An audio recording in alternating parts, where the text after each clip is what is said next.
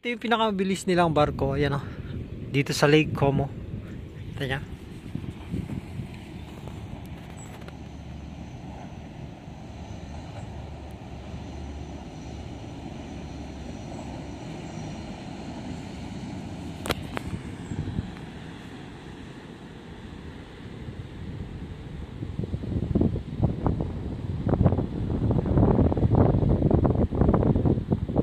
Ayan, nagpreno na siya guys. Ayun na kasi yung daungan niya, nandiyan na.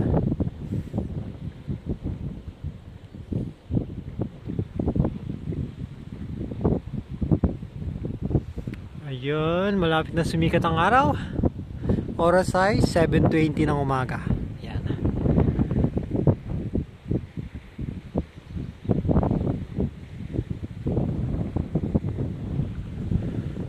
Yung aso ko, nilalamig na nandun.